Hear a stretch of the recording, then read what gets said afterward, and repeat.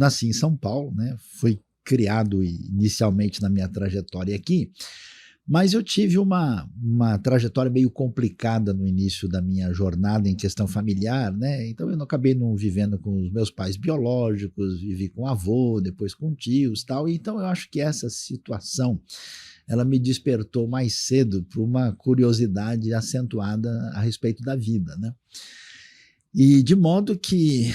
Então, mas você se pegou perguntando sobre a vida em que ponto? Olha, eu tinha uns 10 anos de idade, né?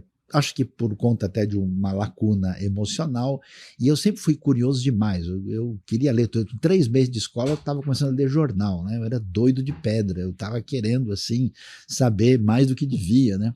E aí com isso eu comecei, e nesse ambiente em casa eu achei uma Bíblia velha guardada lá e comecei a ler.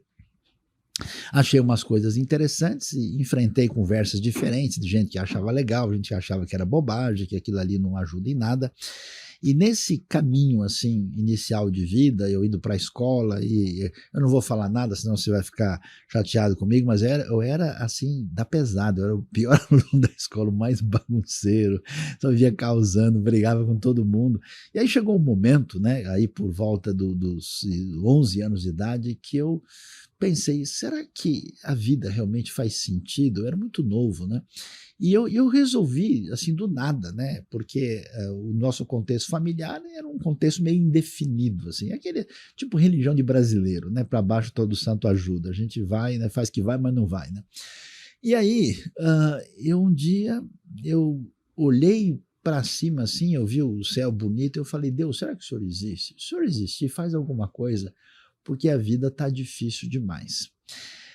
Nisso, um primo meu que fez medicina aqui na USP em São Paulo resolveu, maluco, né, ir lá para o interior da região amazônica, onde hoje é o Tocantins, na época era norte de Goiás, e ele soube da minha indefinição, instabilidade, e resolveu me convidar para ir para lá. E eu fui. Então, aos 12 anos de idade, em maio de 1975, num poderoso Fusca branco, a gente resolveu ir e eu chego lá.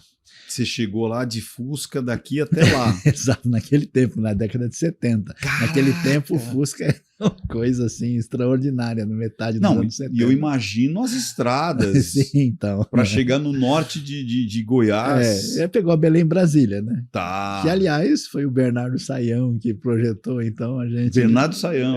Que foi o. Né? Aí, chegando lá, eu tive contato pela primeira vez, porque a esposa do meu primo, ela era de família cristã convicta, a família dela é de origem presbiteriana, e eu comecei a ter contato com o evangelho, né? E eu achei interessante, a princípio eu tive assim uma rejeição, porque eu achava que eu era a última bolacha do pacote, né? Então eu falava, não, eu tenho que ser mais inteligente, eu vou pela ciência, porque a religião só tem gente ignorante, sabe aquela prepotência. Sim. Assim, imagina só um moleque desse tamanhozinho com 12 anos, né? E aí, um belo dia, né? Antes do final de junho, um mês que eu estava lá, escutando cânticos cristãos, eu fui para o quintal de casa, onde havia uma mangueira, não muito longe de um cajueiro, e eu estava assim, resolvi pegar as folhas que caíram à noite. E, Ricardo, com toda a sinceridade da minha vida, eu comecei a, sem pensar, a cantar aquilo que eu estava escutando. Quando um menino de 12 anos, aí eu cantei assim: é fácil de entender, tão claro como a luz, em meu lugar, para me salvar, Jesus morreu na cruz. Mesmo o menino pode crer que ele é um pecador e Jesus Cristo receber como seu salvador. Eram mais ou menos 10h30 da manhã, assim. Veio um negócio em mim, que como se a minha vida passasse diante de mim, e eu tivesse entendido ali que com todas as minhas dificuldades infantis, pessoais, de solidão, de falhas, eu me lembrei de todas as minhas pisadas de bola na hora, eu falei, pô, eu era muito osso, né? E falei, como é que o Criador do universo resolveu se importar comigo e me amar? Aí eu não aguentei, eu chorei pra caramba. E naquele momento tão forte, que até hoje é difícil de eu falar isso assim, de uma maneira puramente racional, naquele momento que eu estava assim, sensibilizado, eu não sabia o que estava acontecendo. Na verdade, eu não estava entendendo aquele negócio. E então eu pensei como cabeça de moleque de 12 anos, pô, você é homem, cara, pode ficar chorando, que negócio é esse, né? Mas só que eu não conseguia me conter. Aí eu fui para trás de um pequeno casinha que tinha ali, que guardava, né, coisa lá, e chorei à vontade, né? E eu, então, saí dali, curioso que eu saí meio que, sabe, se sentindo leve, assim, como tivesse caído um peso das suas costas. Aí eu dormi aquela noite. Na manhã seguinte eu acordei, cara, a coisa mais espetacular que alguém podia ver. Eu olhei para o mundo, parecia que eu tinha chegado ontem. Falei, que coisa... Eu olhava uma folha de uma árvore e achava a coisa mais espetacular do planeta. Eu via formiga andando em cima do muro, achava aquilo um verdadeiro show da Broadway. Eu estava assim encantado, né? E aí eu tive, o que eu posso dizer, uma experiência espiritual impactante, e eu entendi o que era evangelho, eu entendi o que é esse negócio de amor incondicional de Deus, eu entendi essa coisa profunda que tem assim atingido a vida das pessoas através dos séculos, né? E nesse momento não estava nem pensando em negócio, é católico, é batista, é presbiteriano, nem estava no meu horizonte esse tipo de coisa. Eu tive o contato vivo com a fé, né? Aquela coisa raiz.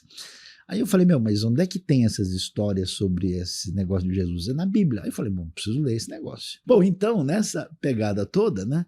Eu me interessei e com 13 anos de idade eu senti um desejo de eu preciso dedicar minha vida para realmente aprender sobre isso e de alguma maneira explicar e dizer para os outros que foi, qual foi a placa do caminhão que me atropelou, o que aconteceu.